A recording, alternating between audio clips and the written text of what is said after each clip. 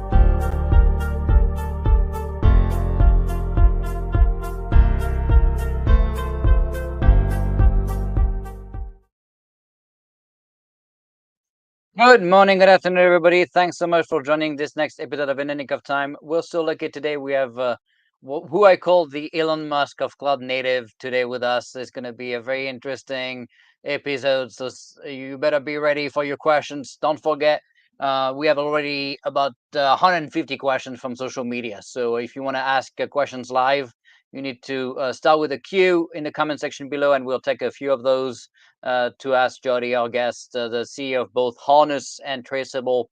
And of course, we'll talk about how he manages to do so much in so little time. That's always interesting, pretty mind boggling to me. But before we get started, I wanted to remind everybody to, of course, register to our mailing list if you've not done that yet in thenickoftime.tv, so you can get an email every week about the next videos and episode we have. Um, of course, if you've not bought some cool goodies on the store in the nick of time.tv, do that. All the profits, and I say all 100% of the profits, go to the Fisher House Foundation to help our veterans. So please do that. Get a mug, get a funny T-shirt with one of our great presidents. So do that now. We have Learn with Nick up, of course, tons of training on DevSecOps. So go check that out, learnwithnick.com. We have great discounts for everybody. 50% off for civilian veterans and civilian of the U.S. government and military, of course. 20% off for everybody else. Uh, and one thing I wanted to announce, we launched a new company called Ask Sage, taking GPT and bringing it to the U.S. government. So many use cases. Obviously, we also managed to make the bot be able to answer real-time questions. So I can ask it, what is the weather in the Fort Royal Airport or the Dulles Airport, and it's able to give me real-time answers as well. So we ingested a lot of DoD content. And of course all the federal regulations and things. So if you have use cases and you want to talk to us about how to use GPT to augment and drive outcomes for the federal government or state and local government, of course, reach out to us. We have already 17 teams pushing ideas from the acquisition standpoint, from the intelligence standpoint. So a lot of different great use cases. So check it out. Ask Sage.ai. You can go and create an account and access the bot for free right now. So do that. Have fun and let us know what you think. With that, and we're pretty excited to have Jyoti join us. He's real serial entrepreneur. Not only a serial entrepreneur, but he's able to build unicorns for a living. Visionary, of course, believes in the ability of software to change the world for the better. He co-founded Harness in 2017, not only to automate and simplify the software delivery process, and he served as a CEO, and he just announced today an acquisition of the company. We'll love to hear more about that as well. That's going to be a kind of a breaking news kind of thing. In 2018, he co-founded Traceable, and Traceable is the leading API security platform. In fact, last week you got to hear about Traceable from their CISO. So Richard Bird was here on the show. If you missed the episode, go check it out on YouTube/Nicolas Chillon. You're going to be able to see Richard episode, which was mind-boggling again, full of great information about API security. So check that out. Of course, because running two companies is just not enough for Jyoti. He also has a VC called Unusual Ventures, and he's completely reinventing the VC model. He provides entrepreneurs immense amount of services that nobody else really even thought about. They just closed their third fund in 22 with about a billion with a B under management, and before that in 2008. Jyoti founded a company you all know, App Dynamics, which exited to Cisco for 3.7 billion with another B. Again, is a recipient of multiple awards, of course. Best cloud computing CEO to work for, which is a fun one. Uh, the best CEO with Ernest Young Entrepreneur of the Year as well for North Carolina, and many more. He has fancy diplomas, but we don't really care about degrees here. So, and he is the lead inventor of 20 patents. That wasn't enough to do all this stuff. So, if you want to find him, is on LinkedIn. You have the link here. Richard is amazing. You can follow him. He's already pretty busy, obviously, but follow his post every few days. You get a lot of great insight. So with that, let's bring him on the show. Happy to have you. So excited. How have you been? Hi, Nick. Excited to be here, and thanks for all the kind words. I would take Elon Musk comparison as a compliment, I guess. Yes, yeah. Forget about the bad stuff about Elon Musk. Nobody cares. I'm talking about the good side, the good the I stuff don't that think so. everybody knows. He kind of changing the world and doing all the good stuff He's one of the with best Tesla and innovators of our SpaceX. time. And So yes. yeah, so he's thinking outside the box like you, right? So what we always start on the show is giving a chance to the guests to tell us a little bit about their journey. So we'll do that with you first, and then we'll dig into some fun questions. Sure. I'll start my journey. My journey. I was born in India, grew up in a small town in India, and I was always fascinated by engineering, by science. My grandfather was a metallurgist, my father was an electrical engineer running a small business. So to me it was like, engineering and business, that kind of stuff always was very interesting. So I went to one of the top technical universities in India. I know, talk about, we don't care about diplomas, I don't either. But once I studied computer science engineering in school. But after that, I was fascinated by where the innovation is happening, and Silicon Valley seemed like the place where all the innovation was happening in software. So I was like, let's go to Silicon Valley, and that's how I came to the US, to Silicon Valley, to try to see, like, how can I make impact through innovation through software over here. And I worked as a software engineer, running multiple software engineering projects in a whole bunch of companies, different companies.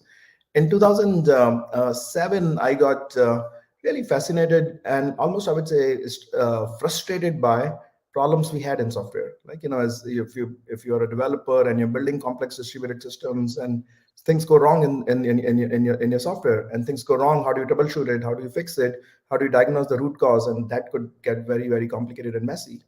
And that's where I started AppDynamics, which was really a product to solve that problem. Like, can we watch everything that's going inside the software? Can we instrument every single line of code and see what's happening in runtime in production? So if something goes wrong, you can troubleshoot and fix it very quickly. Right. So that was my first company, AppDynamics, that I started back then. AppDynamics, I ran the company until 2015. And in 2017, we sold the company in the beginning of 2017 to Cisco for $3.7 billion.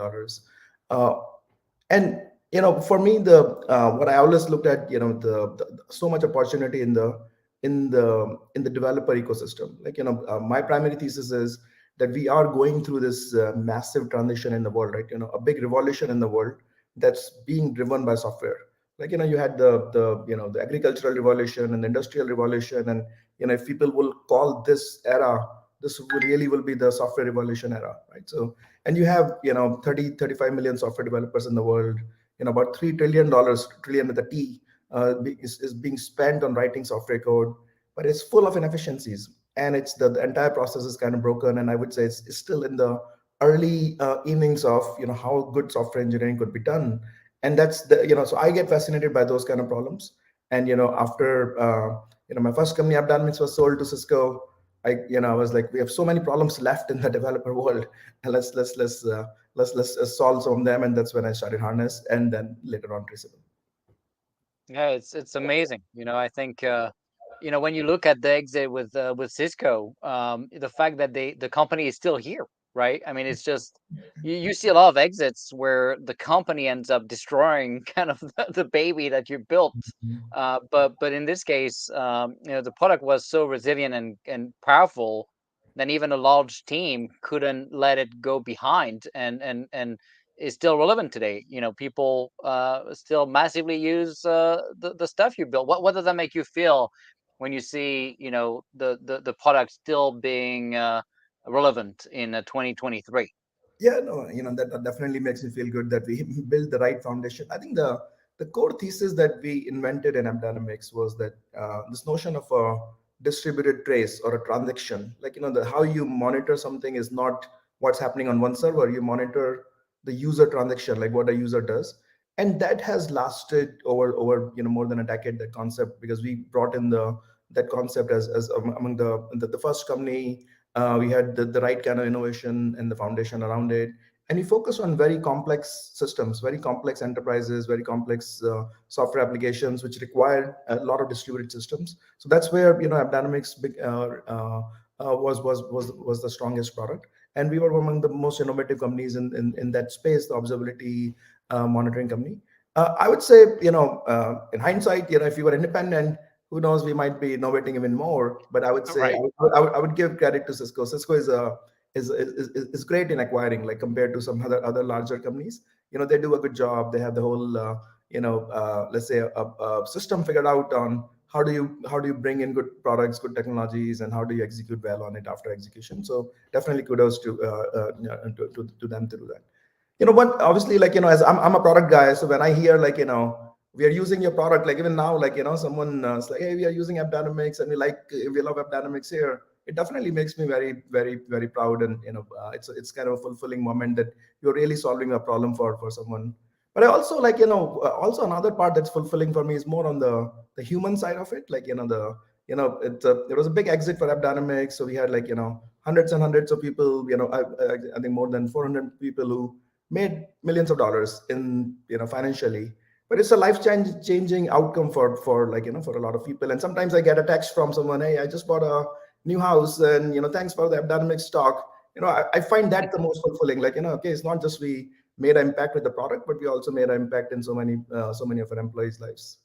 Yeah, we'll talk later, but there's something that's very unique, which is how many people have followed you throughout the years, and despite many of them making money and don't have to do work, they still wanted to remain and be part of the journey with you, and that shows a lot about your skills as a manager and as someone that cares about people, because if you look at all the companies' value proposition that you built, it's always been about bringing tangible value to people, right? So it's always about, it's not just the fancy tech piece, right? I mean, there's obviously fancy tech, right? But the outcome, right, is always about the people, and the fact that they followed you like this. I have a few people like like you. I funded 12 companies, not as big as yours, but they I have people for 15 years. That just that tells about the fact that those guys really would follow you anywhere, and that's pretty cool. So, um, with that, let's go into the real meat, right?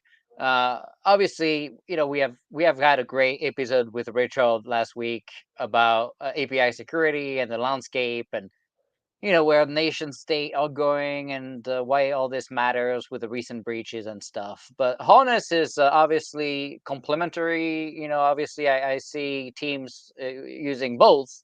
Obviously, you're not competing with with yourself, but the Harness capability is really focused on solving and bringing tangible solutions to streamline the developer experience. So tell us a little bit about what problems really you're trying to solve when it comes to Harness.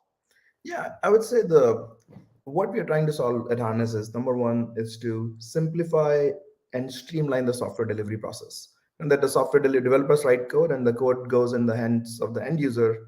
There's a long process, that happens in between. How can we make it reliable, consistent, streamlined? So that's the which is really what people have tried to do with all kind of DevOps approaches. We look at, like, can we make DevOps scale and simplify it and work in a consistent, reliable manner through a right product.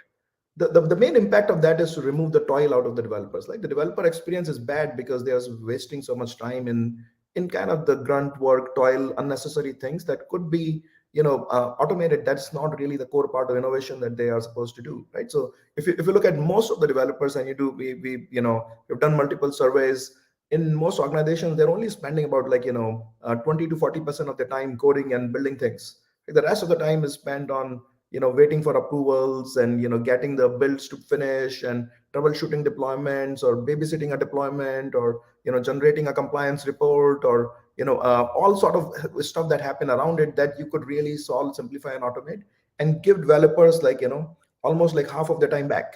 So that's the primary goal at Harness. Like, can we take the entire software delivery process and take all the toil out of the software delivery process, automate it, simplify it, make it reliable and consistent, so that the developer experience is not impacted by all the toil, and they can go and do their job, which is to build innovative solutions to the problems that they want to solve.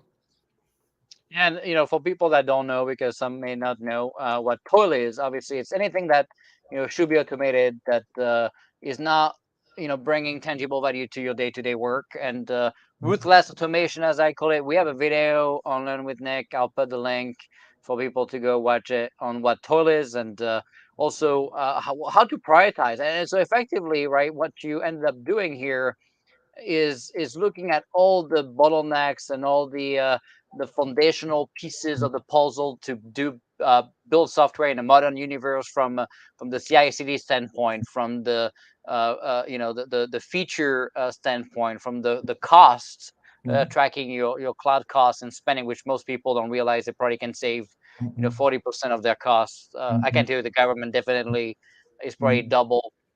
You can probably save 100% of the cost just with 70, the 80% is overspend. very doable, yes.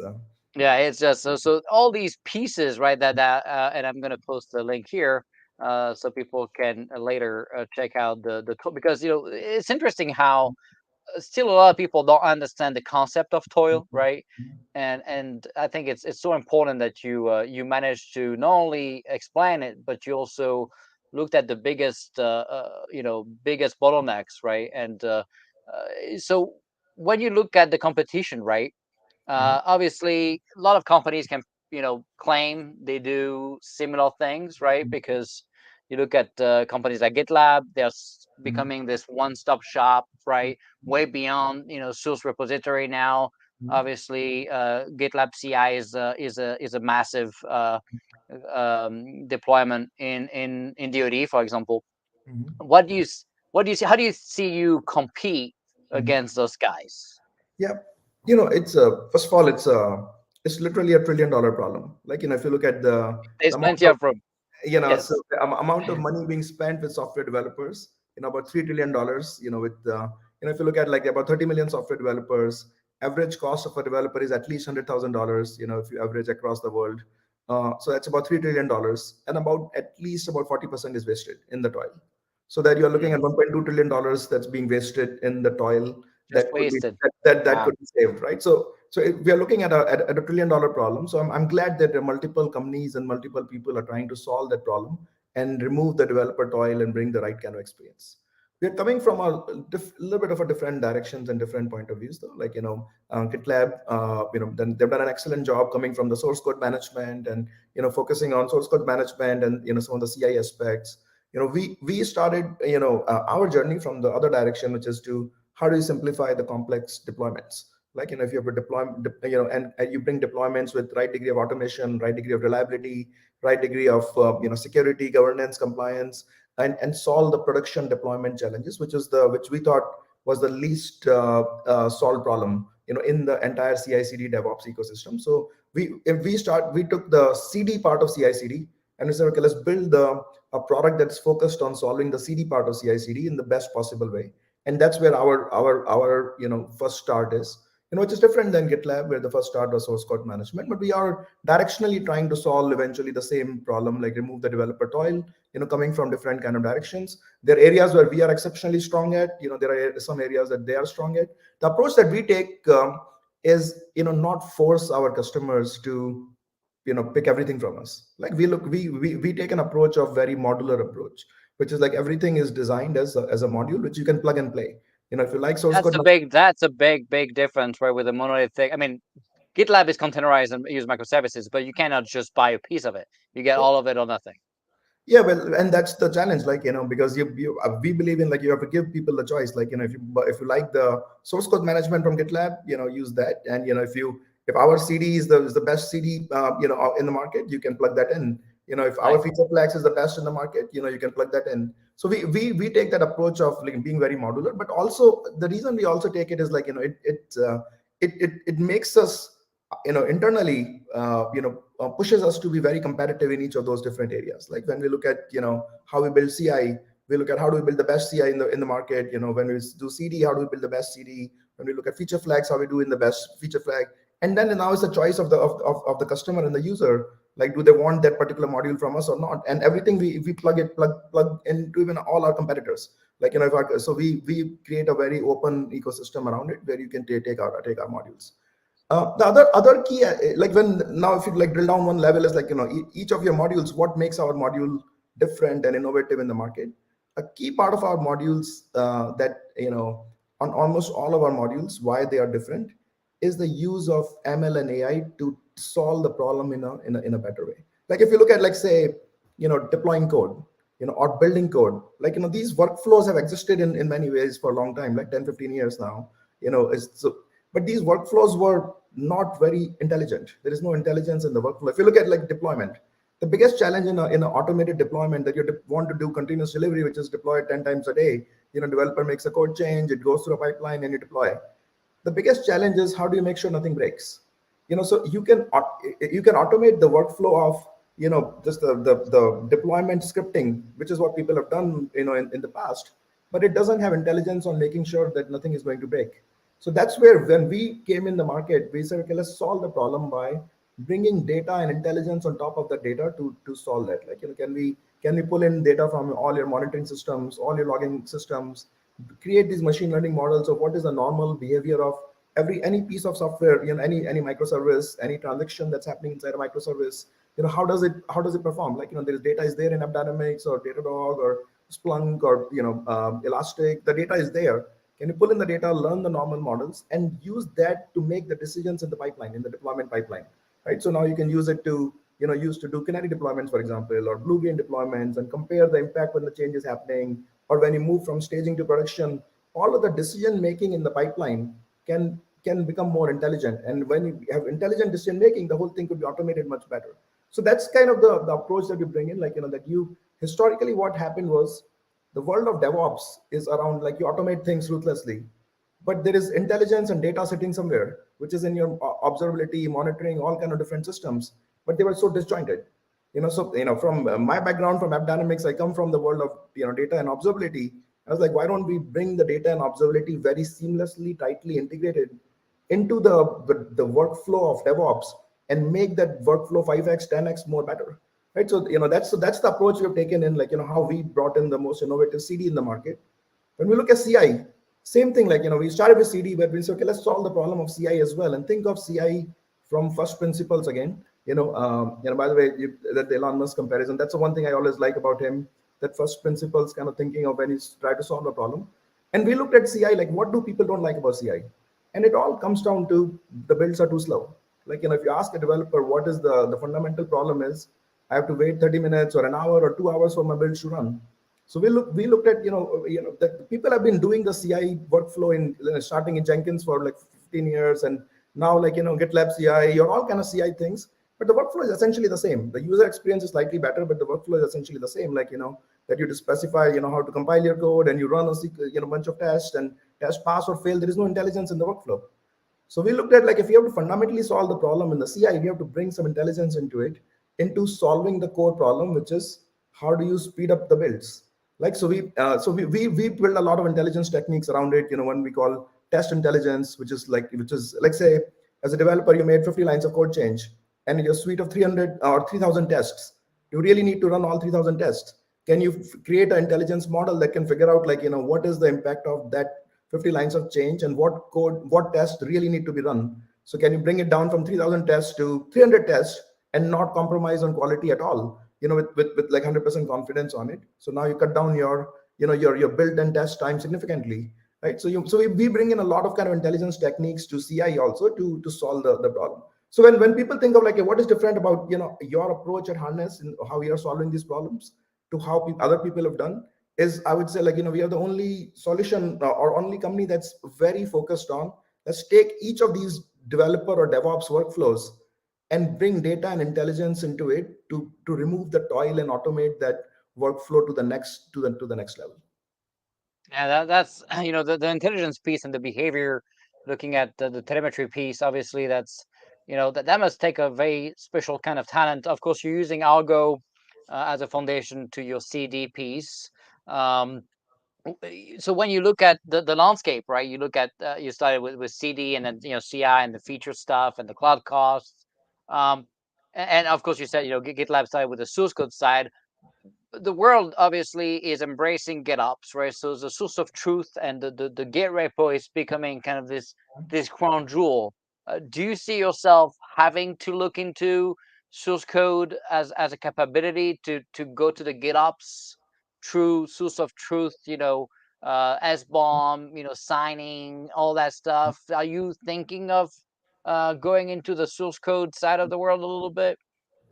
Yeah, I think eventually we will. There is no doubt about that. We are systematically building out the entire software delivery process, and managing source code is part of it.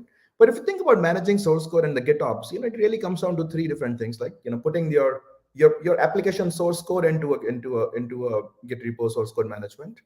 Then you have your pipelines. You want to ideally manage your pipelines, or the entire deployment tooling and the build tooling in a repo as well. What we call pipeline as code, or what the industry has been calling that now. And the third is the GitOps on for Kubernetes deployments, right, where the state of Right. Kubernetes is also stored in a Git repo. Yeah. It's like where Argo CD and Flux and kind of approaches have driven that, and becoming very popular there. So we break the problem into like into those three. So what we do extremely well at Harness, and is the GitOps part of like deploying on Kubernetes through the state syncing that's happening through a Git repo. So Argo CD is built inside Harness. So if you get Harness CD, there is Argo CD that's built inside it to do the true GitOps kind of deployments, to do that. And we are flexible on where do you keep your, you can keep in GitHub, you can keep in GitLab, you can keep in Bitbucket. We integrate with everything. But when we also look at like all our whatever we do, like all our pipelines, we strongly believe in pipelines as code. Like, so everything is built around the pipeline as code, where the pipelines are also stored in the Git repos, wherever the Git repos are. And those and everything is done as a, how a developer will develop code is how you develop your pipelines, you branch your pipelines, you test your pipelines.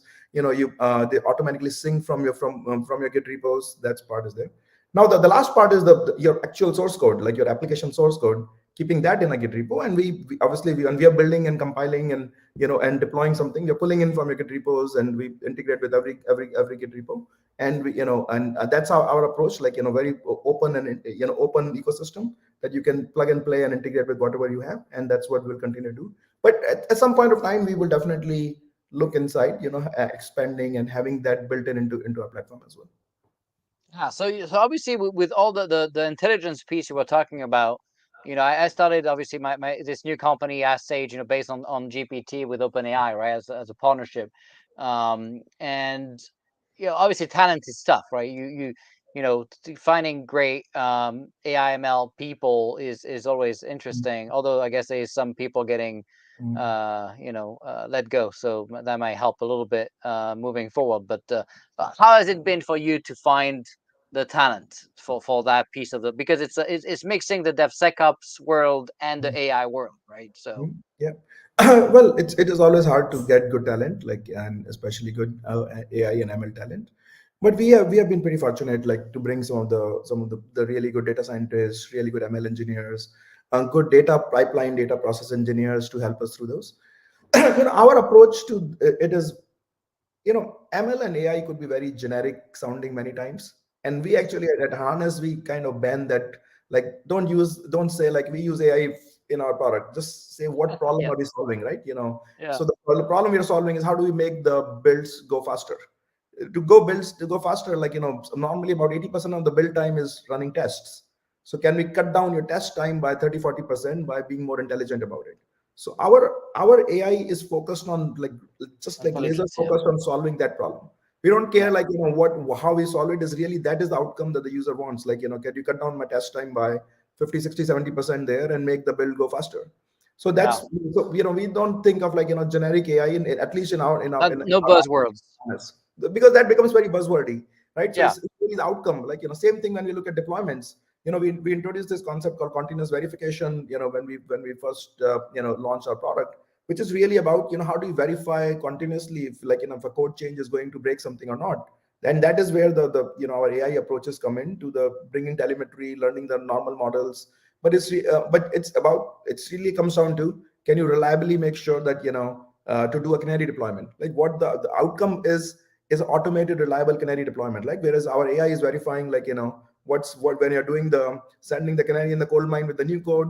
You can compare that with what's happening, everything else with the old code, and that's reliable and automated, right? So our engineering, the AI engineering approach to it is very, very like pointed, outcome oriented, like that we solve that particular problem there.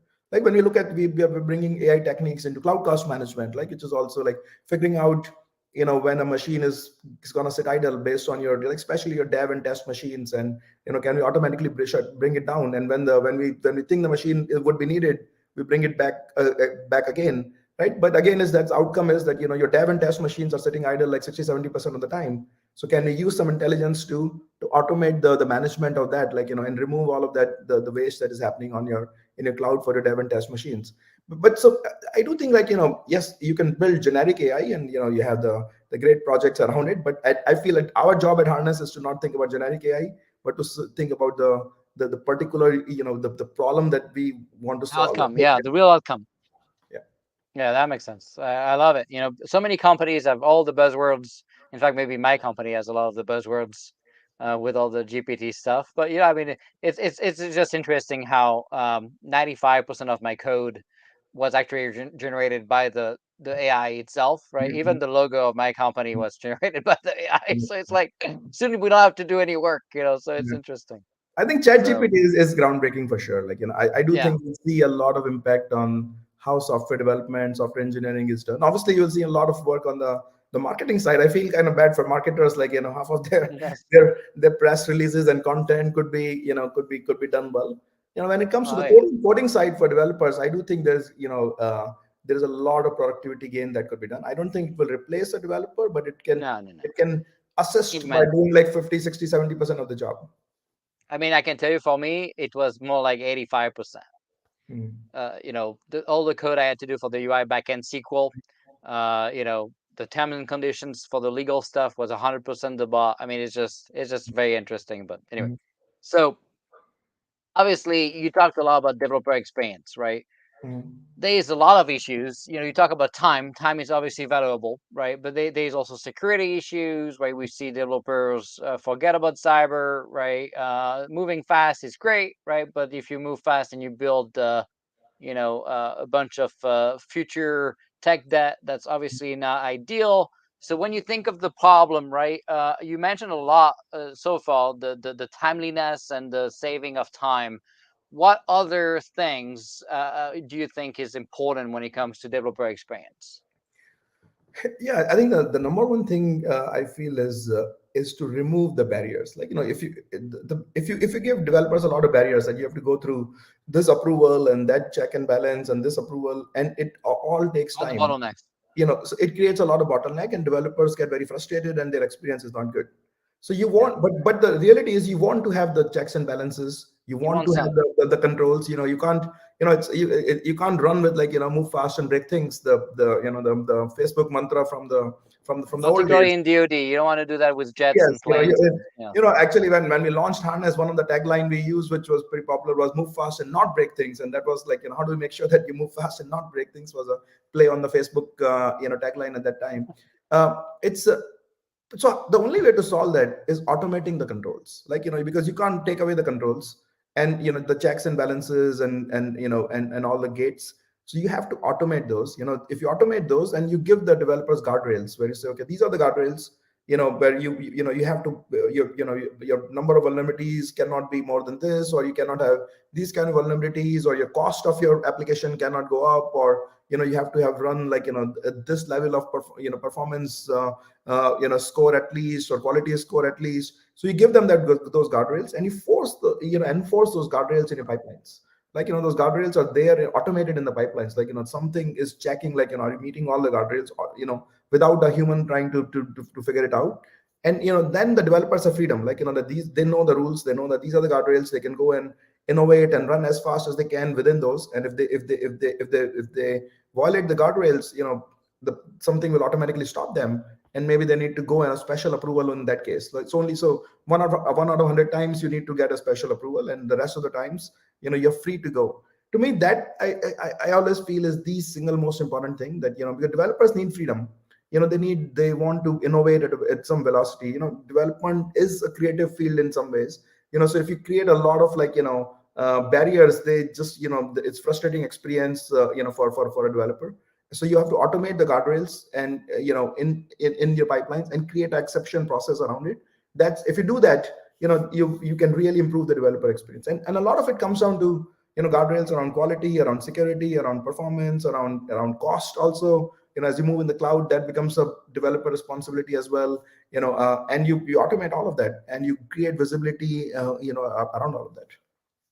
So obviously, when you look at the bottlenecks, right? A lot of it used to be manual checks or second human approval, right? Mhm. In DoD, I implemented removing a lot of the monthly, yearly, massive bottlenecks to move to multi-party review. Sometimes for nuclear stuff, obviously it could be 4 or 5 people having to review the code and stuff, which is nuclear stuff. So obviously that's pretty critical stuff.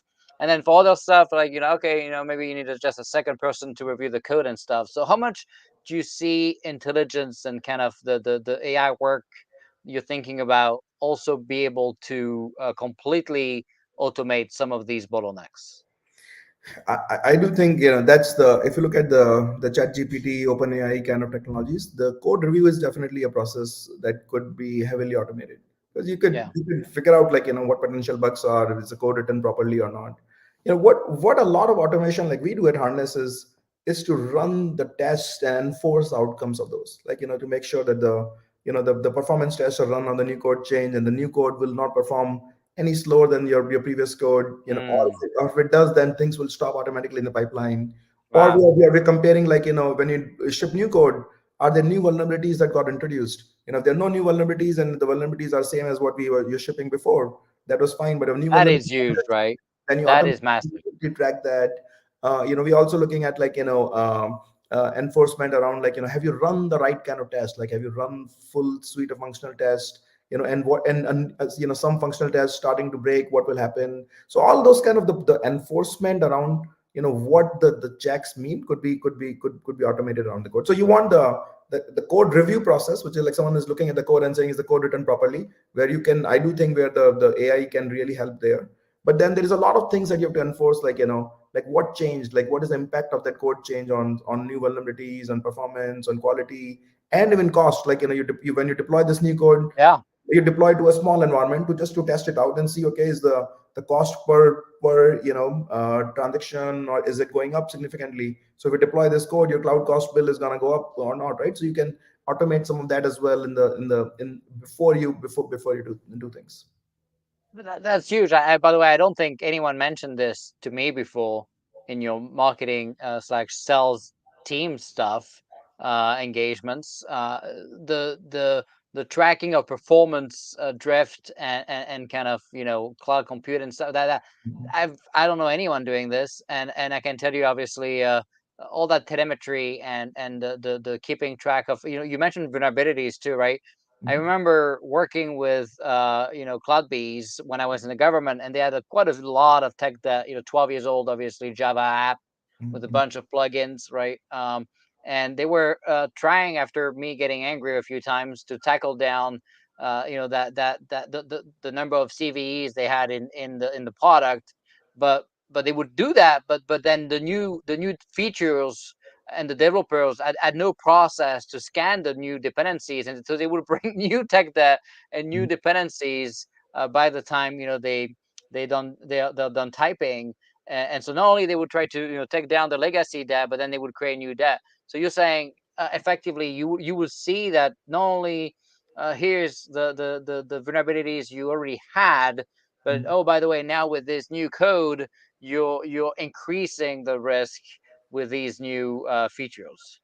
Exactly, and that's what we call security testing orchestration. And most of our customers, in the especially in the regulated industries or government, would use that to integrate then in the CI/CD process, like Yeah, where the you STO product, yes. STO. So people have not seen it, they have to go check out. That was honestly the piece that impressed me the most. I think the rest, you have a lot of great pieces put together, and there's a lot of innovation. Mhm. but that specifically to me, we actually build something in the Air Force and DoD to try to do this, but it was a massive amount of pain. If you guys were there back when we started 4 years ago Mhm. with STO, it would have been like a no-brainer, right? It's Well, just the it's amount of pain. it's never too late. We can still help Yes, the Air yes. Force. I'm sure people are listening. They have to check it out. So Yes. it's just By the way, we do it on our own pipelines as well. So you gave the CloudBees example where they were having these problems. We initially had these problems as well, and we said, okay, we have to use our own enforcement. Like, so our now it's like, our CI/CD pipelines are running all the security scans with, like, 7, 8 different kind of scanners and looking for vulnerabilities. And if a new vulnerability get introduced, the pipeline stops. You can't ship it until you go and fix mm, it. It's not even, unless it gets a very, very special approval, you cannot ship it. right. So it's all automated, so we don't get to this state of, like, while we are fixing something, we are introducing more and more. And another key thing that we also address there is the deduplication of vulnerabilities, because when you're running these pipelines, you have a lot of different kind of scanners, and they're all kind of bringing the same vulnerabilities, and then you have like a list of like thousands of You them. aggregate the findings into Yes, one get the set. That's findings. huge. We had to do that because we used Twistlock and Uncle, and we had to merge them and deduplicate them. Yep. So that's something we are automatically doing it. So, or you can bring Yeah. all your different scanners. We integrate with like 30, 35 different scanners, commercial, open source, all kind of different scanners. We'll deduplicate the results and kind of track, like, which vulnerabilities existed before. And now it's like that if there's a drift there, you can stop the pipeline, the code doesn't go forward, etc. Yeah, that is huge because we had to build this UI for companies to come and justify their findings. So they have to come and tell us, hey, why do we have these CVEs, and what is your plan to come and fix them? And oh, by the way, we're going to give you X number of days in the SLA to come and do it. If you don't do it, then you'll Mhm. deaccredited and you cannot do business with DoD anymore. So it was always a pretty good stick we had to tell people to it. Maybe you can give STO to CloudBees. That could be helpful. We would So, we will be happy to. so now, obviously we talk a little bit about cyber with STO now, but the developer experience, let's face it, right? I'm a cyber guy. I'm a developer. It's pretty rare, right? Most people are just one or the other. And usually the cyber guys will be way too stringent and create a disastrous developer experience, right? And then the developers couldn't care less about cyber, which leads to the catastrophe, right? So how do you find the middle ground there? I think the main thing that has to happen, and I do think is starting to happen, is bringing them two together a bit more. Where developers have to care about cyber a bit more, and the cyber has to care about developer experience a bit more. Because if we keep them like this, like, Yeah, they you have know, it can have a wall between them. Yeah, yes, and what we saw that between dev and ops, like, 10, 15 years ago, that that's when the DevOps movement started, because dev and ops were like same that. thing. I do think, Yeah, like, so that's why the DevSecOps, like, now you have dev and ops, but security has to come in the same mix together. Like, you can't have yeah, this kind of a siloed kind of approach. And so that's definitely one part. But I do think the cyber people are realizing that the best way to secure the code is to automate a lot of things in the up front. in the CI/CD Yeah, processes, in the shifting development left. processes, shift left, secure development. So that realization is happening on the cyber side. Cyber side historically has been, you give us the code, and then we will look at, like, is it acceptable or not. Instead of that, if you shift left and say, okay, even when you write the code, we'll tell you, like, it's a problem, so you fix it right there. So it's not like a month later or 2 weeks later we're telling you, like, it's acceptable or not. And that I would say is very key. The more you can shift left, and the better coordination it would be. I think the second part is very key, is visibility. Like, developers historically didn't even know the what's happening from a security perspective. Yeah, so the and developers would be like, it's almost because things were so siloed.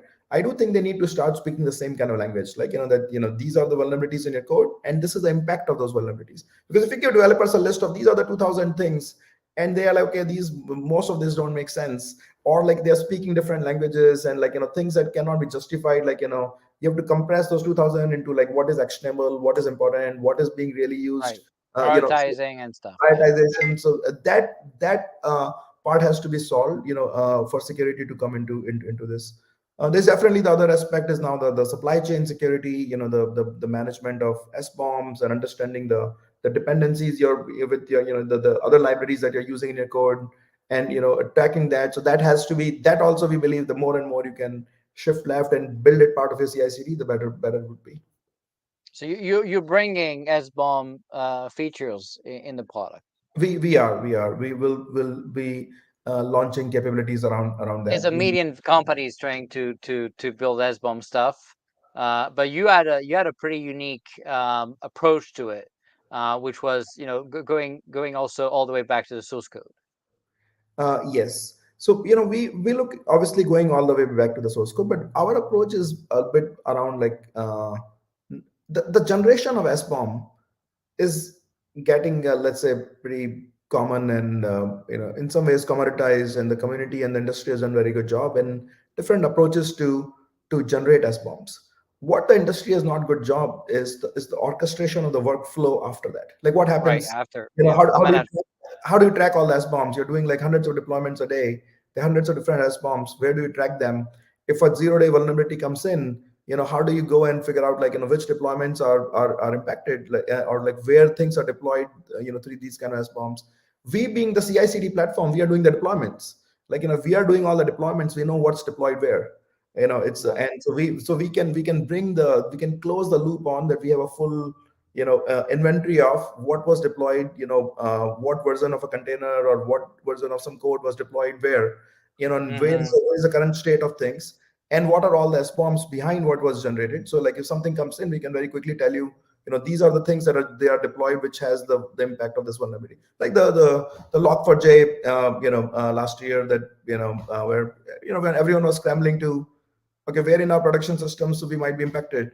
We could, if what the capabilities that we're building is the full orchestration of the life cycle around it. So there is never like, in a minute you can do a query and tell like, okay, these are all the production systems, and these deployments that happened with, this is the history of deployments that happened with that particular SBOM which had this vulnerability inside Right. it. So that's your full list where you need to go and mitigate.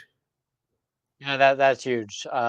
When we had the Log4j stack, I was very grateful that we had moved the orchestration to Kubernetes, and we were able not only to use the admission controller to inject hot patches to the containers we did not have a Mhm. Log4j patch for yet from the vendor, but we're also able to track and add some type of ingress to it, to prevent the exploitation of it. So just having the ability to be aware of Mhm. what is where. And of course, with platform one, my team at DoD was the first one to push S bombs Mhm. across the department and the government. In fact, that's why the White House wrote this S bomb and zero trust executive order. We kind of led the way when it came to zero trust and S bomb. So definitely critical. So um, yeah, you made claims before, uh, and I'm gonna ask you to back it up. You Mhm. said obviously you save time, but you actually said publicly that you are the fastest CI on the planet. So how do you prove that? Well, the proof is in the if Cutting. it's like any experiment. Like you run the experiment and you show the data, and the data is publicly available for everyone. So what we have done is, like, if you go to harness.io /blog, on our blog you will see all the data that's being that we have published around it, like where we have taken some common open source projects, like Apache Kafka, or like and you can see the commit history of these projects. And like then we go and replay the commit history and say, okay, if you are doing the build on a CI with harness versus something else, what would it take? And like, I want to make sure you're still on. Yeah, I'm here. Okay. So it's the and we Just published this. focusing on you for a second. Okay, no, that's great.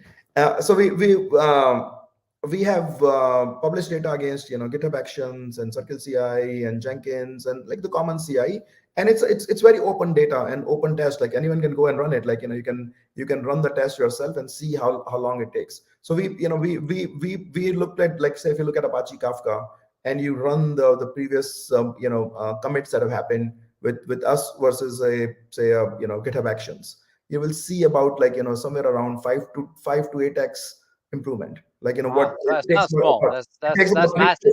Yeah, so it takes about 2 to 3 minutes to run in Harness, and it takes about like 20 to 25 minutes to run in say a GitHub Actions. Same thing Wow. applies for other CI systems as well. So when we make the claim that we are the fastest CI on the planet, we really back it up with data that you can go and take some repo and run real tests and which you publish them and compare. And the impact, if you look at the developer experience impact, like the waiting for builds is one of the most important things that frustrate developers, like that I made a code change and I'm waiting for my build to complete and it's going to take 30 minutes or 2 hours. And if you can bring it down from like 30 minutes to 5 minutes or 6 minutes, or from 2 hours down to like 30 minutes, it's a big impact on developer experience, right?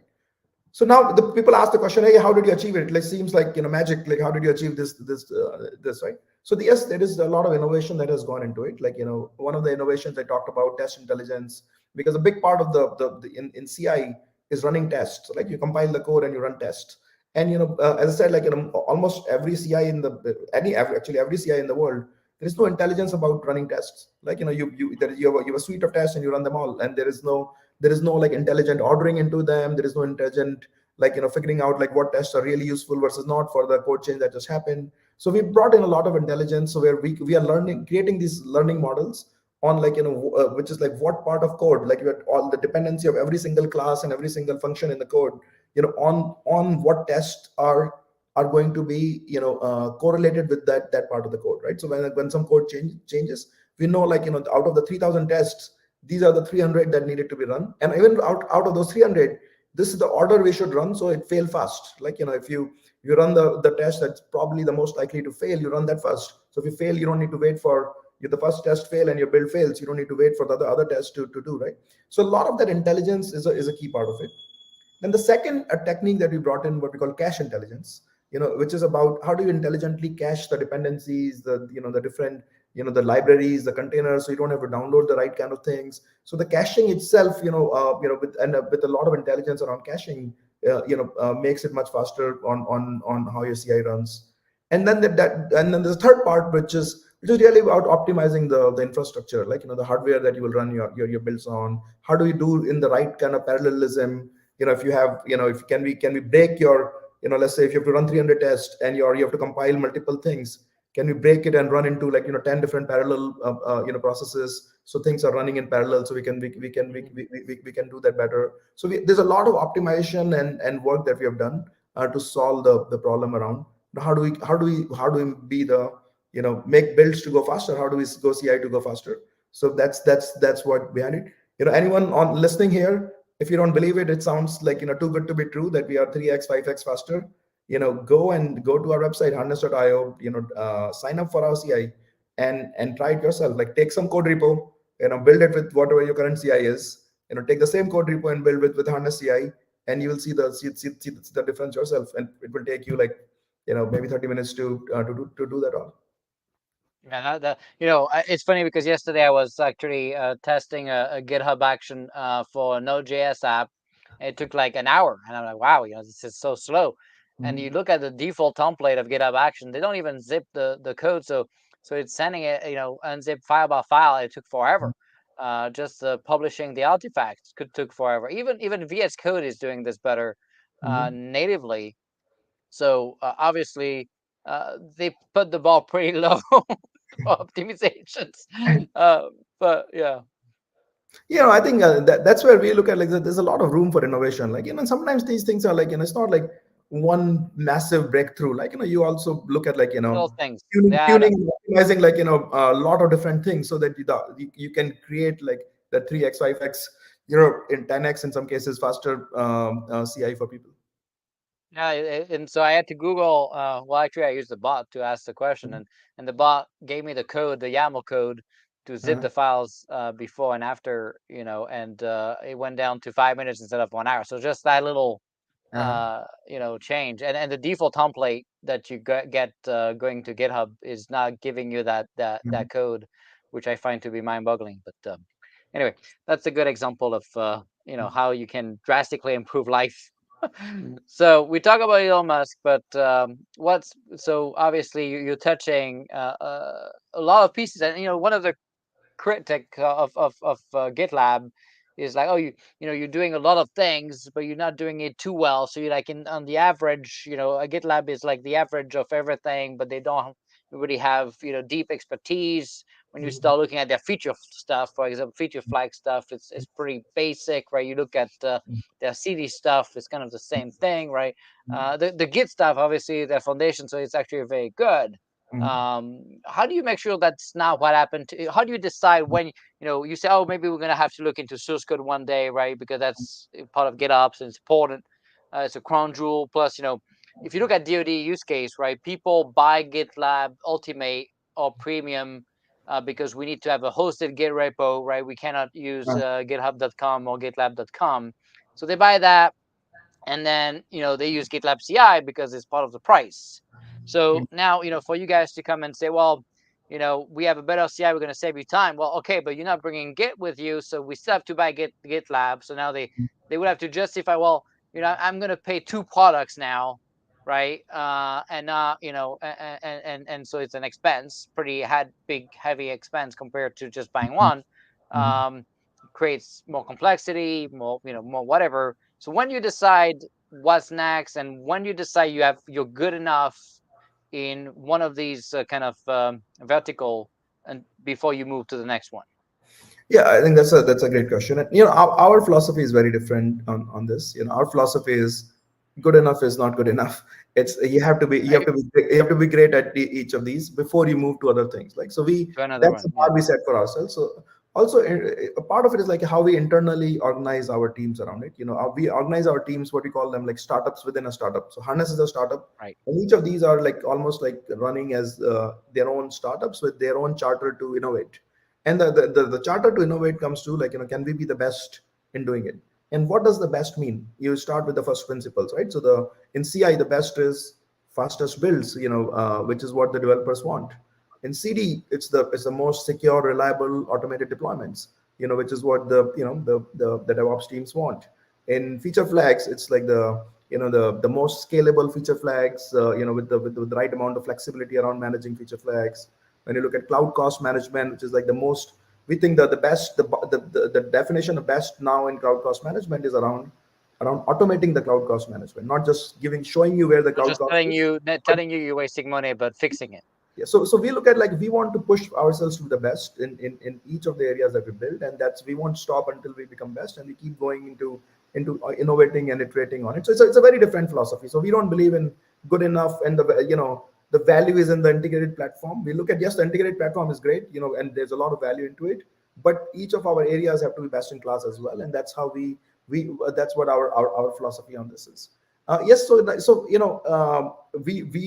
want to expand over time into other areas, and we'll continue to, but not at the cost of that we have sort of good enough things or in areas. The reality is people don't use them. Like they use you use the GitLab example. They have few good products, like their source code management is great, and the CI is good, and people use them. But if you said the feature flags or CD or APM or logs, if they're not great, people don't use them. Even if they're packaged as one bundle, it's you still have to put a lot of effort to make them work. Like so, we see that, yeah, we see like ultimately as a user, if there is something that's packaged out of a big bundle but it's not good enough, it's not great, you will have to put the manual work of making it work. And so it will cost you much more. So it's like, say, yeah, so ultimately the cost, you are incurring the cost, maybe not in the license, You but the just don't human realize it. The the cost is human still there. cost. Yes. So when we look at, like, say, our CI, let's, yes, like, you may be paying for CI already, like separately, you're paying for your source code management to someone and CI to us. But if your CI is 5x faster, look at the developer saving cost. Like, Right. would Productivity and all that. the license cost of, like, what you have to pay there will be like Yeah, almost it's trivial. anecdotal. Yeah. It's So anecdotal. I would say that is the case that people have to make and look at it, like, okay, can But we? people don't think that way. We need to tell them to do that, right? They need to start doing that proactively. It's just the government specifically is very bad at. We started showing, for example, just for laptops, right?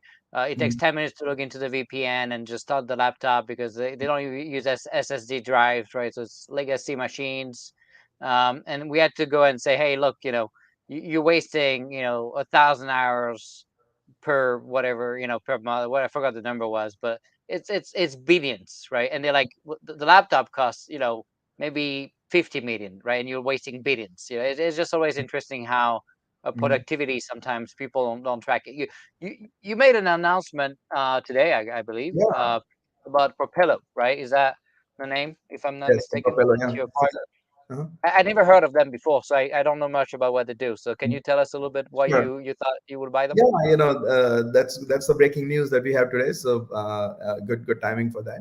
Uh, a big part of the software delivery process is the challenge is that people don't know what's going on. Like there are no insights inside the process. Like even simple things like Dora metrics. For someone to pull out like what your Dora metrics are, like which is like Dora metrics, as you know, are the deployment frequency, the change failure rate, the mean time to recover, your lead Into time to production. Yeah. to ship things. Tracking those and measuring them is hard. Like the instrumenting your software delivery process is very hard. And Yeah. we see organizations with like you have 2,000 developers, 5,000 developers, 10,000 developers, and someone like people are like, okay, what do my 10,000 developers really do, and which areas are inefficient? Like where are they waiting on, like are they waiting on approvals, are they waiting on builds, are they waiting on like that these particular teams have low deployment frequency, and these teams have high change failure rate, and they're spending too much time on troubleshooting things. There is no visibility, and the lack of visibility is a key part of why we have so much inefficiencies, right? So the old software engineering thing, like what you can't measure, you can't fix, you can't improve. So if you improve your software delivery lifecycle and the software delivery process, you have to measure it all. And that's what we wanted to bring into the Harness platform, like that we want to create this new next generation software delivery for you, which is like everything: automated CI, automated CD, feature flags, cloud cost management, governance, chaos engineering, all of it. But how do you measure the before, how do you measure the after, how do you measure like what impact is happening? And that's what this company Propello does. What they do is they integrate with almost everything that you will have in your DevOps ecosystem, from like your CI things to your source code management, your ticketing systems like Jira or whatever you have, to your your deployment, pager duty, incident management, APM. So about like 40 50 different systems in your DevOps developer ecosystem. They will integrate with them all and pull in data into like this very consistent data model. That consistent data model is defining now, like starting from like it starts all the way from the ticket in Jira, like where someone says, okay, this is the feature we want to build. Jira or whatever system you will have, that these are the feature we want to build. Like what happens in the life cycle after that? Like from that feature, how long it takes for that to be approved before the developer starts coding, how long it takes to code, what it takes after the coding, from like the PR review to the the approvals, and the how does the commit process work, and when the code is checked is committed, what happens on the building and testing side of it. Once it builds and tests, what happens on the deployment side of it. Once it's deployed, what happens on the production side of it? Like is it causing incidents? If it's incident, how long it takes for you to resolve that? So there's the entire life cycle of like when you do something around any software requirement. And that entire life cycle is hard to track.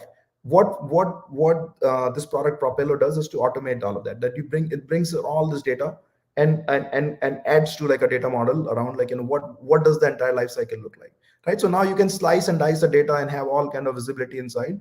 Which teams have inefficiencies at which part of that life cycle, where your issues are stuck right now, where things take more time, which teams are have are good on each aspect of the productivity for for their delivery process, for their developers. And all of that is automated. You can have like a lot of dashboards and reports and visibility at every different level, like at the and tune what's wrong in your software delivery process, where you can find more efficiencies. So that visibility and reporting is what it provides.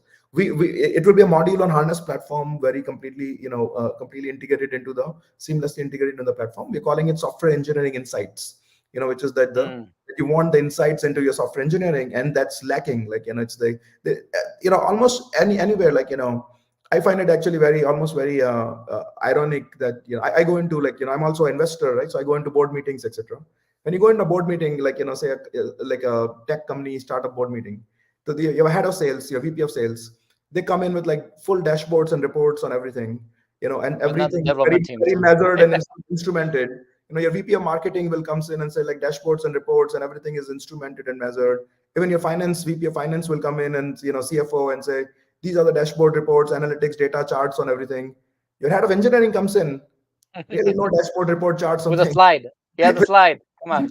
And you'd think engineering should be the most instrumented, but it's the least Right. instrumented because it's been so hard to instrument and measure and track.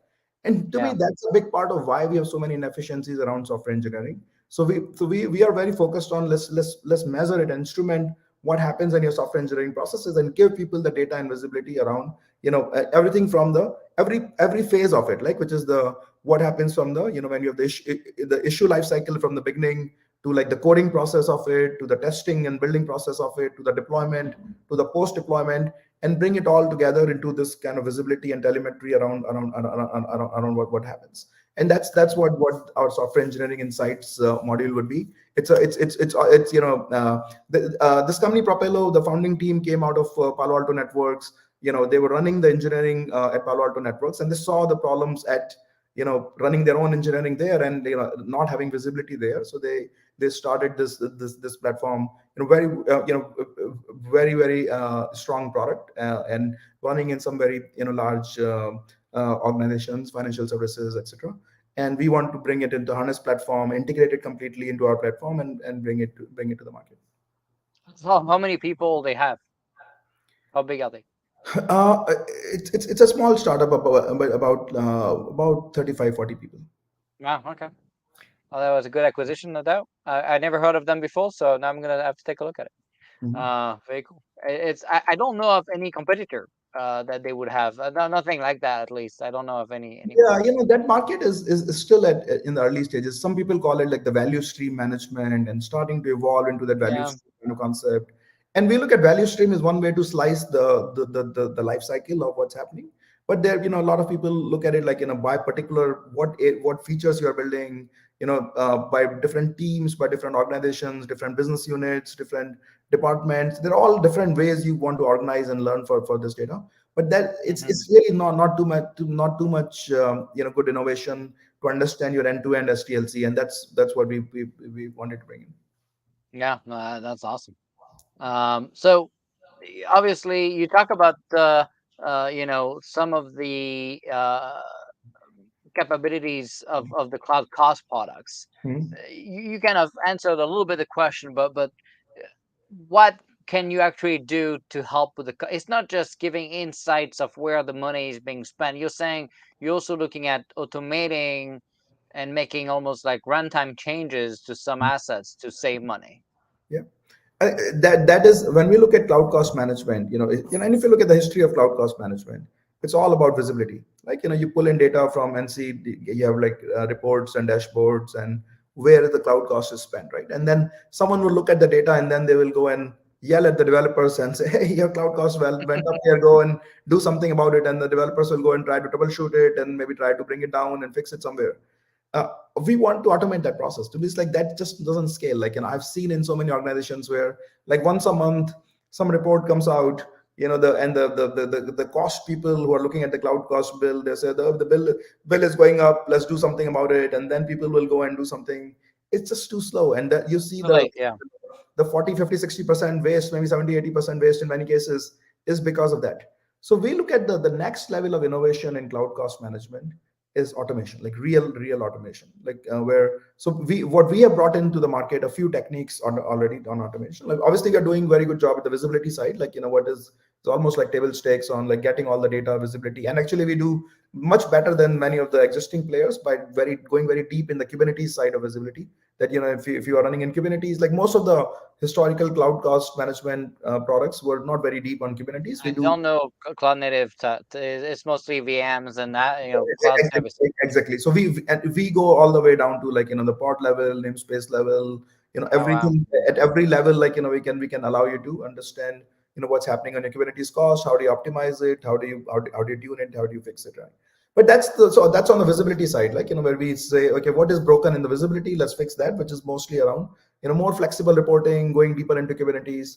But that to me is like just the almost the first chapter of it. Like the cloud cost management, it can only be fixed by true automation, right? So when we look at automation, we look at, okay, what are the different problems, right? So one is that your dev and test. In most environments, about 50 to 60% of the cloud cost could be dev and test. And you would think like, most of my cost should be in production, but it's kind of strange that it's the dev and test environments take up so much of the cloud cost. And most of the dev and test machines are really not used all the time. Like, a developer would say, okay, I have these three machines that I use to run my test. That those three machines are probably used like 3 hours in a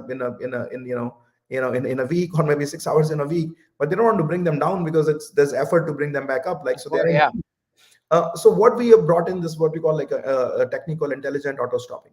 What it does is, like, you put like this kind of a small intelligent proxy in front of all of these, the dev and test machines you have, and the traffic is going through that. No impact on the traffic there. But then we look at, okay, there is, for 2 minutes there is no traffic. We'll put those machines to kind of sleep, right? So you don't incur cost on it. And if there is new traffic, they come back again automatically. So the developers don't have to do anything. So now, if you're running it, the machines are only really used for, like, 6 hours in a week. You're really only paying for 6 hours in a week, but the developer experience is not bad. Like, they have the machine when Right. they need it. It just automatically comes back up. So, we are seeing, like, 50-60% saving on the dev and test environments with this, intelligent auto Wow. stopping kind of technique, for example. It's very similar to what I like to call it, like the motion sensing lights, which seems like a Yeah, simple same concept, like, thing. You don't want to have the light on all night. yeah, Same concept. go in the room, the light comes back, comes up, you go out, there is no motion for 2 minutes, and the lights go off. That's what Yep, we brought in for this. same But concept. then we brought in a good amount of innovation and techniques for the production side of things, which is one is the spot instance orchestration. How do you automate the spot instance orchestration to cut down the cost? We the kind of the intelligent management of your clusters, your Kubernetes clusters, auto scaling around them in a more intelligent way. We are also about to bring in a concept around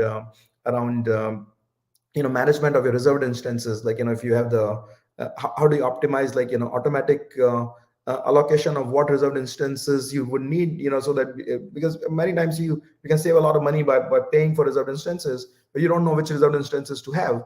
And so there is automation that can solve those, like, when you need Mm, reserved instances, that can go and trade and exchange the reserved instances that you bought. So you can, we see, like, each of these techniques, you can save like 10%, 15% cost, 5% cost, 10%, depending on what your situation, how you're using. But we are focusing on is a lot of innovation on, can we automate more and more of the waste? Like, the mm, waste reduction just automatically happens. So you don't have to worry about, like, someone is looking at the report and then telling people what to do, and they go and fix it, and a month later it's still the same problem or something else.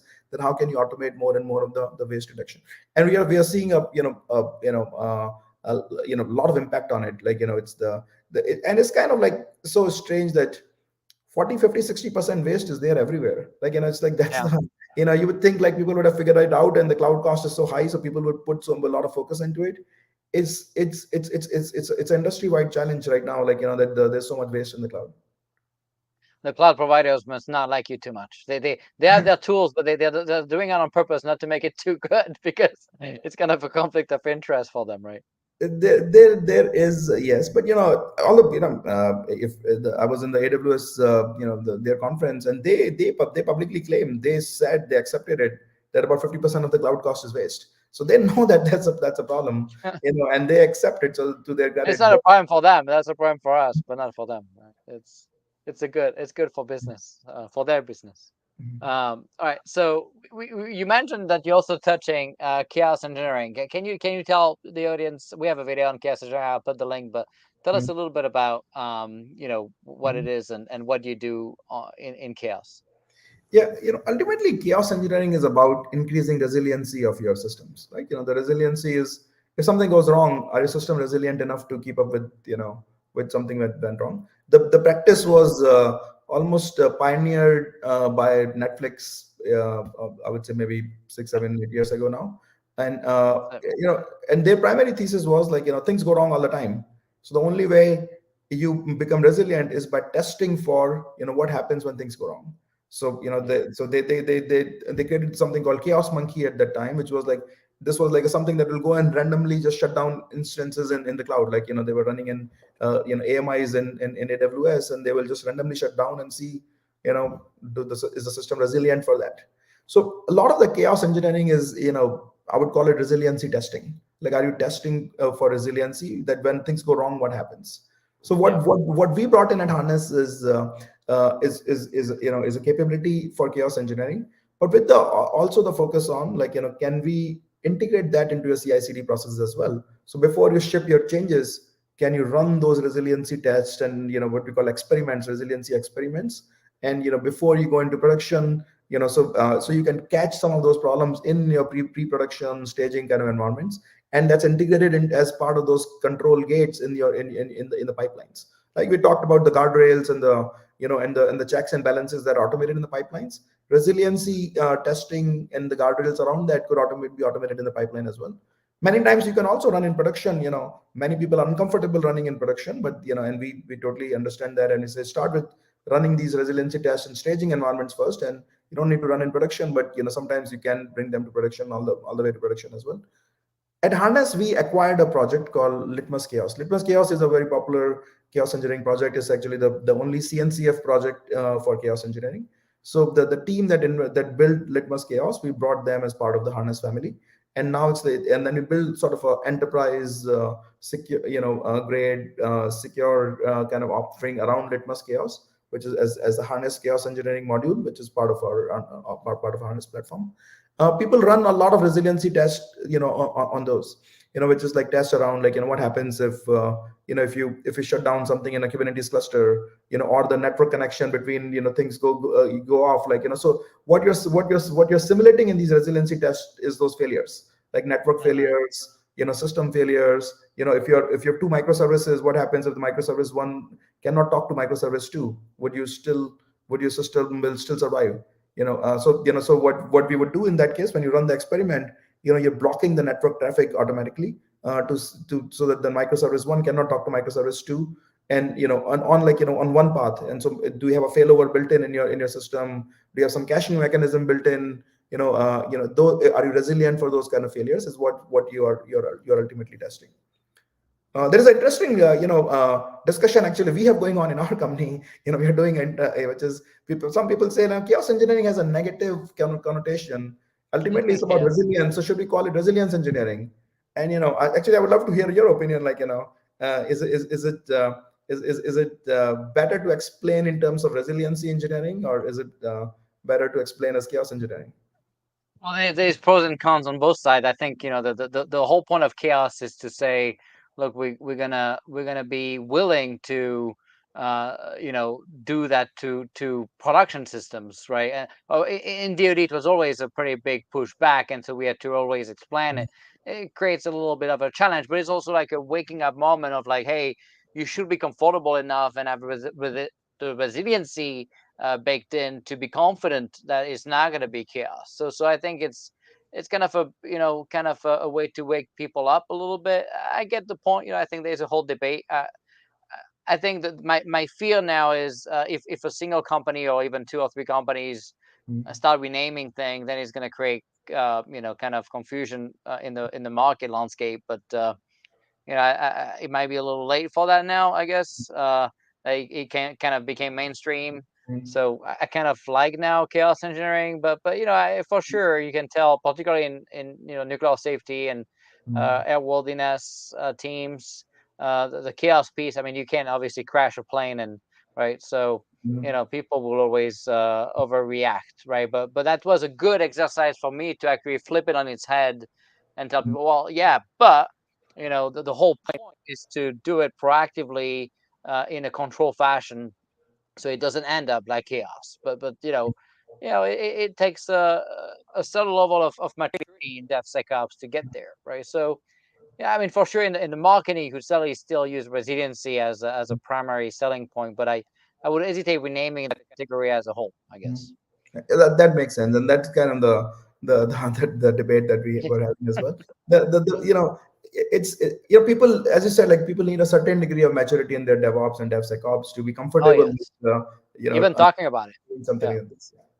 yeah. But it's like anything in life. You always get more mature, and ideally you keep learning, and that's why we created Learn with Nick, because we want to have people always learn. Um, so obviously, Harness and even Traceable, right, has a pretty um, important focus on the federal market. Mhm. Um, Obviously, the federal market is slow. I mean, at the Mhm. same time, the nation matters, and we want to have the access to the best tools Mhm. for not only the war fighters, but even like the other civilian agencies as well. Mhm. What made you focus on that market? Well, there's a lot of interesting software engineering work happening in the federal space. Your defense agencies and the civilian agencies on both sides of it, and we look at like, if we have to solve problems for where the complex software engineering is happening, federal market is a very important market for us. There also, just from a financial perspective, if you look at the data points, which we hear anecdotally, I don't It's think lots of money. Amazon publishes it, but about 15% of the AWS spend is in the Gov Cloud or something like that, right? So if you can see, that's a very, very significant portion of where the cloud spending is happening, which is a proxy for where the cloud native software engineering is happening. And so that's a there's definitely it's a large interesting market to solve these problems. But when we look at the core of the problems we are solving are all become DevSecOps. Like, how do you do fast software engineering in a very secure and compliant manner? And that's the government has a high degree of responsibility. If you go look in the defense agencies, you're talking about nuclear systems and and fighter airplanes, and you have to be extremely secure. But at the same time, there is value for innovation. Like, if you get to that you're very secure but your innovation velocity is very low, that there's impact on everyone, impact on eventually national security, that we are not innovative fast enough when need to be. So ideally it would be great if you can do high degree of innovation, very fast innovation, but there all the safety and security and is built in a true DevSecOps manner. That would be great. And so we see, for both harness and traceable, traceable with API security, modern application security, and kind of the modern DevSecOps, CI/CD, and all the tooling. Both are very, very applicable in the federal market, federal space. So that's why we are very committed to investing and bringing the right solution to the federal space. It's interesting because what scares me a little bit is you see a lot of new startups, right, refusing to do business with the government, particularly the Department of Defense. Often, people born here, that are not like you and me, immigrants, kind of got to not, support their own country, which is always pretty scary to me. But then immigrants like us, I guess we see the value, and we want to make sure that the taxpayer and the war fighters that sacrifices their lives have the best tools to get the job done, often more securely. Yeah, So definitely. I thank you for We, that. we came here as immigrants because we believe in America Right. as a country, and what could be so I think a lot of innovation that's happening in securing the country as startups and tech companies, we have to support that. So we are strong believers in bringing the best technology, best innovation to support our defense ecosystem for the country. And the other piece also for entrepreneurs, obviously, that I'm sure you see a lot of them with your VC hat, like I used to do.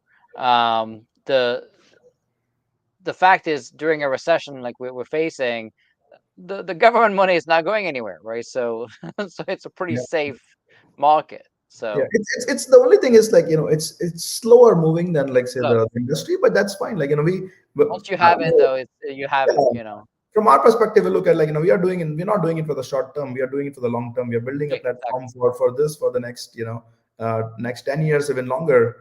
So yes, it takes a bit time, like the decision making process and the budgeting process, approval process, all of that could be slower than, than on the commercial side, but that's totally fine.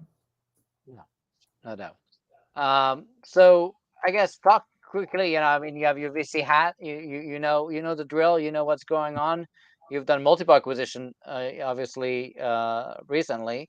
What do you see are the challenges with the current economy? What should people pay attention to? I guess. I think the number one thing is, obviously, we are in that economic cycle where we'll see a slowdown. There is no no doubt about it. From where the interest rates are, it's all the cycle of high inflation causing high interest rates. High interest rate means less investment in the businesses and the economy, which means slowdown in the economy. And some of it is I would think is probably needed, because there was the uh, Bubble. too much money in the Yes. economy, and causing some froth in the economy. So, but we'll have a slowdown. So it's very clear.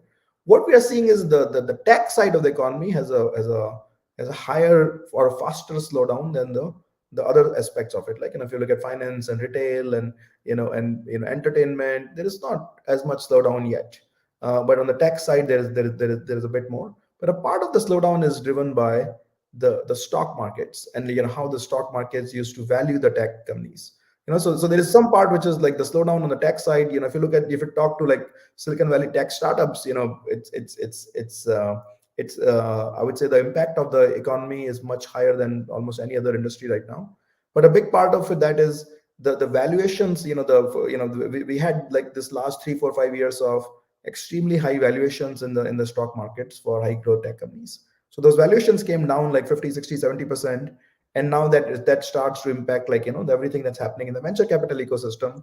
How the Right. private companies are valued by VCs. And now it's like, the companies have a challenge raising capital at the valuation that they were raising in the past. So that's causing a lot of like the combination of that is causing significant impact on the tech startup space. I would say some of that is actually healthy in some ways, because sometimes when there is like too much froth of the capital in the market, companies don't force themselves to be very efficient or to be very innovative or very differentiated. So it creates an opportunity as well.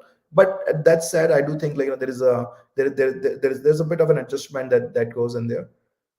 If I look in the macro sense, like, 3 years, 5 years, kind of sense, you know it won't really make a difference. Like, to the companies that are building good products, good offerings, good solutions, they will emerge out of any kind of the economic downturn or slowdowns stronger. Most good companies, tech companies, if you look at it, they've gone through recession cycles, and they came out of it stronger. Whether you look at a Google, or anyone from Amazon. Like, Amazon almost died in the 99 2000, but then came out Mhm. to be much much stronger from it. So I do think that's from that sense, it's then in the long term, it's not going to really make an impact. But short term, there is definitely for the in the tech ecosystem, there's a big impact of the economy. A big part of it is driven by the stock market, multiples of the companies, and less of the economy itself. It's but the impact is real. Do you think that the VCs were a big part of the problem? The valuation they were giving to some of these companies on a napkin was completely insane. Yes, I would say, and I also have a VC hat as well. Right. But I would say yes, VCs were part of this of the problem, that the valuations were very high for a lot of companies, but also the I public mean, they market. would go public and then they would crash down because they couldn't even sustain the valuation on the public market, right? Yes, yes. But I would say that even the public market investors were looking at, when the interest rates were low, they were looking for where the growth is the most high.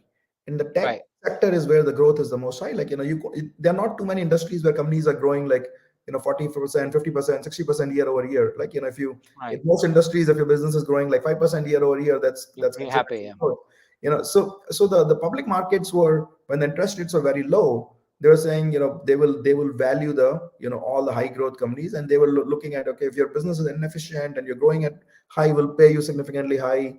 And there was no one was caring about PE ratio, there were no profits and all of those. So a lot of the VC behavior is also driven by the public market behavior. So I won't blame completely the VCs.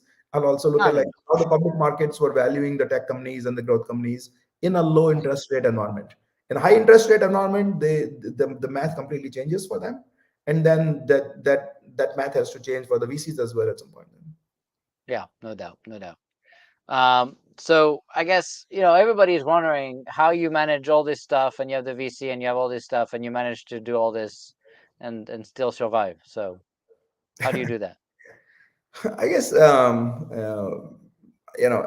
would say the number one thing is, you have to like what you're doing. Like, it's if you don't like what you're Passion. doing, Yeah, passion. Yeah. yeah, you have to have passion for it. Like, if you're doing it as it's just a job, it's hard to wear those hats and do those things. And if you're passionate about these problems, and for some people these problems might be boring. For me, these problems are, they interest me, they excite me. That, how can we increase the developer productivity? Can we increase the innovation velocity for the whole world by cutting down 30-40% waste from developers? That's an exciting problem that I'm very passionate about. So that allows you to do that. I would say the second part is the right people, right? You can't do it alone. Like, and there's nothing Right. of importance you can do alone. So, can you bring the right people to be part of a journey? People who could, become strong partners with you to do, lot of the work together with you. That's very key for you to scale. And, I put a lot of focus and attention on that. The third is, like, unfortunately, I don't have too many hobbies. This is what I like to do. So this is kind of That's my your hobby, I guess, right? yeah, Yeah. it's like, sometimes people are like, why don't you play golf? It's like, yeah, it's like, this is what I like Like to your do. football. Yeah. I'm glad I don't have golf as a hobby yet. Yep. No, I'm kind of the same way, so I understand. So last question before we're out of time, but I'm gonna ask you one question from the public at least because so many people ask questions. But what keeps you up at night? Well, I sleep very well. Like, people people think I have these and I won't. I'm doing all these things and I won't be sleeping. I think sleep is key. I actually believe in good sleep. Uh, Yeah. but, obviously, you have to make sure your business is doing well. And there are always things that come in, like, where you may have challenges from what if something happens in economy, or something happens in, with some of your key customers or key employees, competitors, all sort of things happen.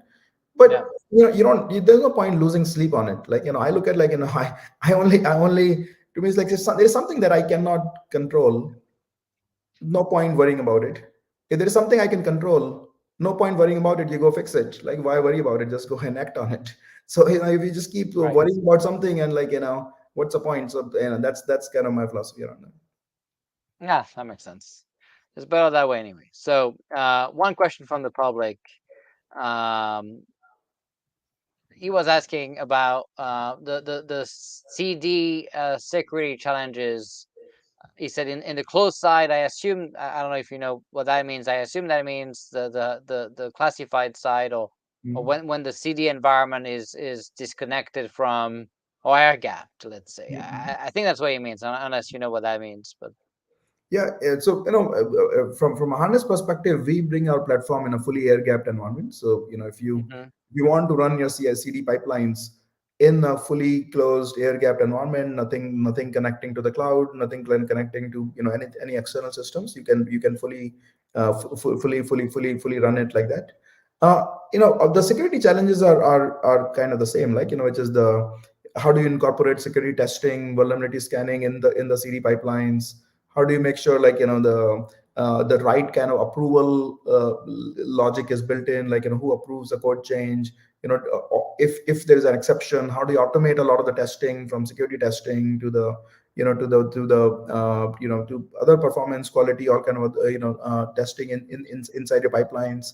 So everything that I talked about, that we can do in the sort of like in a cloud native kind of world, we can do almost exactly the same things in a air gap closed site as well. there we go. Well, I know we're out of time. We're so gracious. We had you. I'm gonna remind everybody of the next episode next Tuesday, 1 p.m. We're gonna have the CEO of Hack the Box joining us. They do amazing work to create these virtual labs and training environments to create the next generation of cyber teams and trying to tackle that cyber talent gap we're facing. I'm going to leave you the last word so you can do that. And wanted to thank you again for joining us. I think this was great. I think people learn a lot of what you've done. Obviously thankful for all the stuff you brought to life in your career. With that, over to you. Yeah, it was great to be here. A lot of great questions and great conversation here, and also very thankful to you. How much visibility and awareness you're bringing around DevSecOps, around true DevOps, cloud native approaches to Department of Defense and other other agencies.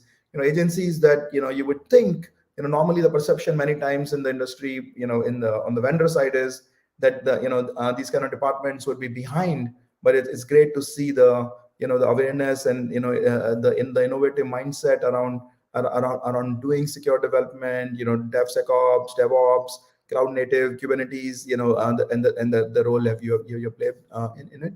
So it was my pleasure having this conversation with you today. Thank you. We're always grateful. And with that, thanks everybody for joining. We'll see you next Tuesday, 1 p.m. Eastern. In the meantime, you better keep up the good fight so our kids have a fighting chance at winning against China 20 years from now. Stay safe, everybody. Thank you. Yeah. Thank you, everyone.